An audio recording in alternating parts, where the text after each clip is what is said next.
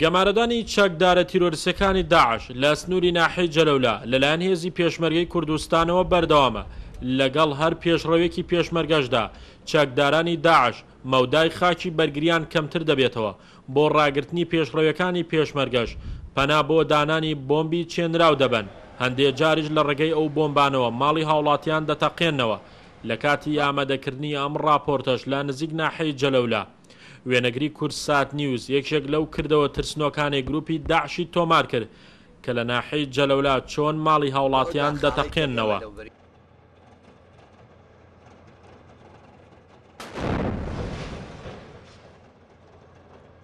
لەگەڵ تەقینەوەی هەر ئێستا کە لێرە خۆتان لە ئاگاتان لێوە توێنتی خۆیانە زەرعیەکەن ماڵەکان بە بەرچای خۆتانە بە 300 تا 400 500 مترە ئەو پەڕی لە ئێمە دوورە ئەوە توێنتی ئەوانە لە یا زەرعەکەن ئەتوانن لەو ماڵانە لە یا زەرع بکەن.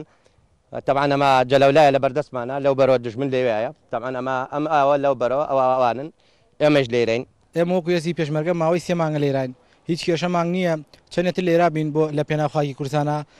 هیچ دڵنیاتانەکەینەوە هیچ مەترسیەک لە ئارانیە و ماڵ و حاڵی خۆیان جێنەیەڵ ئەم خەڵکی چواردەوریە منتیخە و سوپاس بۆ خوا سەرکەوتوو بووین تایسە.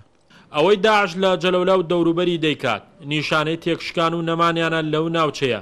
بۆیە پەنا بۆ کاری بۆم ڕێژکردن و تەقانەوەی ماڵی هاوڵاتیان و فەرمانگە حکومەکان دەبن. لە نوێترین زانیاریشدا کە کورسات نیوز لە سەر چاوەیەکی باوەڕپێکراوە دەستی کەوتووە لە ئێستادا چەکدارانی تیرۆریستی داعش دەستیان کردووە بە تەقانەوەی ماڵی کادرانی حزبی و ئەوانەی کە لە هێزە کوردیەکانە و نزیکن و کەوتونەتە گەڕەکە کوردیەکانەوە.